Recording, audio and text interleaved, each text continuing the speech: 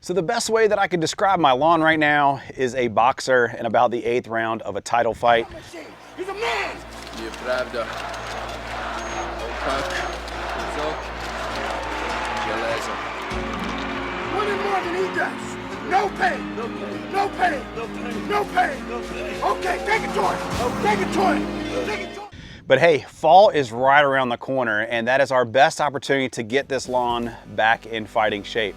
So in today's video, I'm gonna show you exactly what the problem areas are, and then we're gonna talk about how I'm gonna fix it this fall, what products I'm gonna use. I'm gonna lay it all out for you so that if you are experiencing some of those same problems, you too can repair your lawn. Let's get into the video.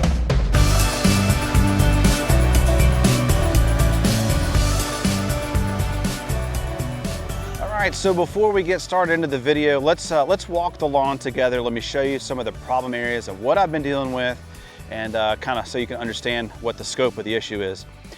So what we're looking at here is a dead spot, and I killed this on purpose with some non-selective. We had a little bit of bent grass that had popped up in here, so I sprayed it with some Roundup to take care of that. So this will end up needing to be reseeded, but that's what that problem is.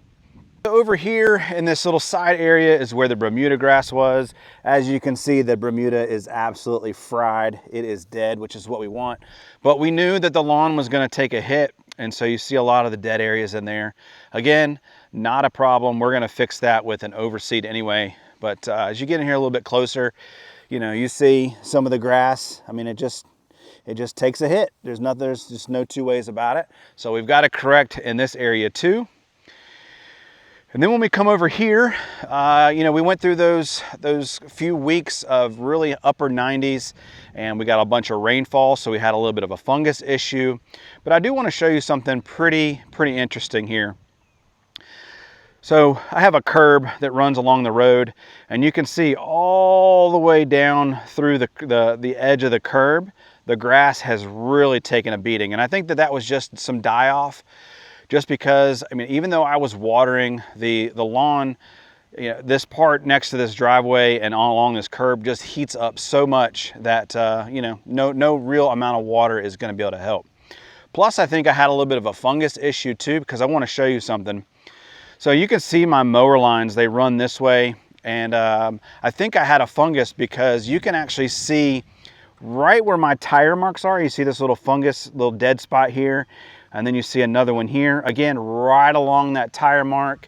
And then we slide over here. Here's another one right along the tire mark. And it's really right along that tire mark, all the way up and through there. So I think maybe I had a fungus one time when I mowed, and that's kind of what killed all that. And it's kind of the same thing back along the edge of this curb here. I think I got a fungus in here. And then all the way down the line, all the way through there, it just carried it all the way through the fungus. And maybe I just got it on the tires of my mower. And so that's what caused that. As you can see, we've got a lot of dead grass in here, you know, but we do have some good grass. We've got a little bit of good grass, and this will thicken and as we feed it. And we'll talk about that a little bit later. All right, so out in here, out in the middle of the lawn, everything looks great. It's super thick, looking good. Again, we kind of dealt with a little bit of a fungus issue in here, you know, getting all that rain. So we've got a little bit of die-off in here. You can see a little bit of damage on a leaf tissue. Here, I'll show it to you. I mean, you can kind of see that. Let's see. I mean, you can see that grass is pretty frayed up, not looking good. But you can still see some remnants of a little bit of disease that I had. But again, when you're getting as much rain as we were getting, again, no amount of fungicide is going to be able to help you there. And so this area of the lawn, this whole area right here, I've always tend to have issues with fungus. As the water comes down and it runs down through here, this area just stays wet. But I did really good this year, so happy with that. I didn't get a big fungus outbreak. I mean, you do see a little bit in here, you know, just like we saw over there.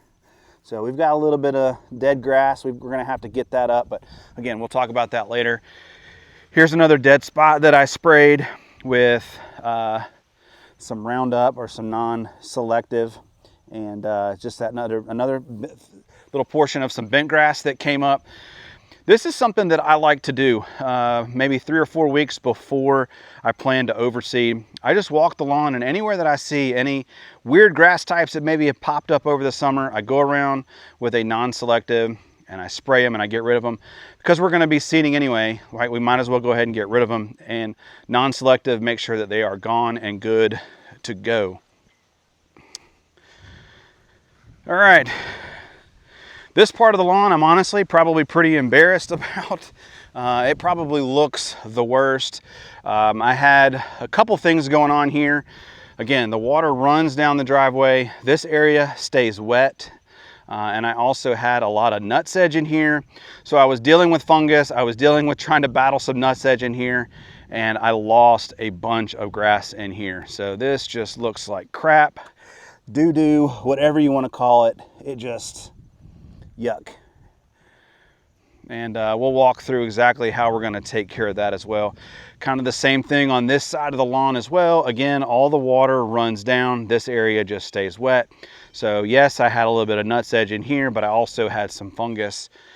Nutsedge is gone. We were able to take care of that, so all of that is gone. But you know, trying to battle weeds when it's high temperature, high amount of rain, it's pretty difficult. This is the back lawn. Back lawn actually doing really, really well. As you can see, we've got a lot of shade back here, so I don't deal with the same issues like I do in the front just because of all the shade. I do have to watch out for fungus, but you know, you don't have to worry about the temperatures and all those kind of things. The ground just doesn't dry out. But the backyard looking good. Not a whole lot of concern back here. Remember, we dealt with the fungus earlier in the year. That's all been taken care of.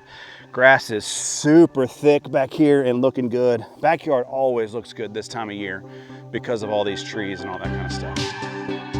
All right, so that is what is going on in the lawn, and just kind of some problem areas and things that we have dealt with throughout the year. And again, a lot of these things weren't really my fault. There was really nothing that I could do about them.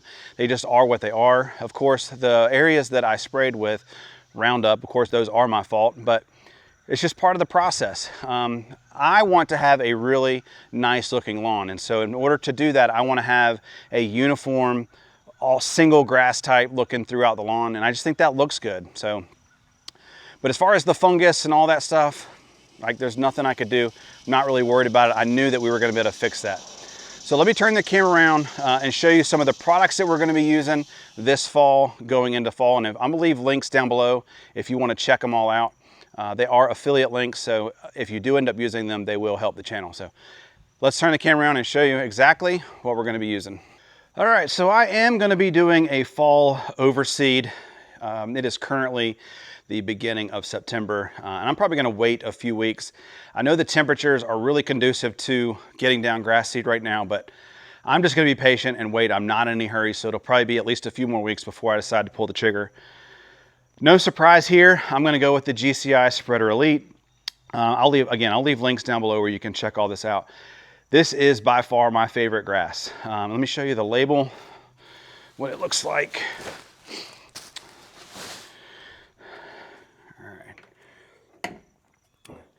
So it's really important, no matter what grass seeds you pick, you want to pick one that does not have any weed seeds in it. As you can see, this contains no weed seeds. It does have a little bit inert matter in it. That's probably just some shavings from the grass seed, no big deal there.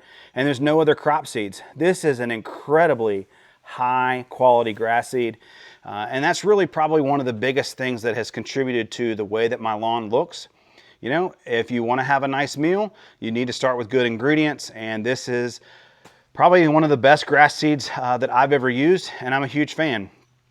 So it does have 3 different varieties, a Falcon 4, a Satalo, and a Flame Tall Fescue. So you can see the germination rates on here. This is a 45-pound bag. You can see the test date, lot number, all that good stuff. Just really great grass seed. If you're gonna put down grass seed, when you seed, you definitely wanna use a starter fertilizer. And so this one is a new lawn starter. It's a 20-27-5 from the Andersons. I've got 4 bags of this to cover my 20,000 square feet. So when I do end up aerating, throwing down grass seed, it probably 2 or 3 pounds per thousand. I don't need a lot. I'll probably go out a little heavier and kind of handshake some in some of those little bare areas, give it a little bit heavier, more like 5 to 7 pounds. And then after we do that, then we'll throw down our starter fertilizer. This will kind of get the lawn jumping and get it growing and make the lawn look really good. So the next product is completely optional. This is the Biochar DG, which stands for dispersible granule. And this is from the Andersons as well. It's a 30-pound bag of biochar. It's just a carbon source. And it says the purpose of biochar is a carbon source and structure for supporting soil microbiology. All right. You can read up all online about carbon and what it does for the soil. This is something that I used to apply years ago. It's probably been at least a year since I've applied it. I'll be doing another video when I do apply this, show you guys what this looks like and go over all this, but this is also something else that I'm going to be using this fall. So those are all the products and kind of what my fall process is going to be. We're going to aerate and overseed in a few weeks. I showed you the products that we're going to use. We're going to make sure we're pumping plenty of water. And that's really something that I really want to point out. You know, as the temperatures get cooler, and you know the climate gets more conducive to growing the grass type that we have, the lawn is going to naturally recover anyway. You know, again, I mentioned kind of jokingly in the beginning that my lawn is kind of like a boxer in the 8th round of a boxing match. And that's actually a very accurate representation. It's been beat up. It's been through a fight.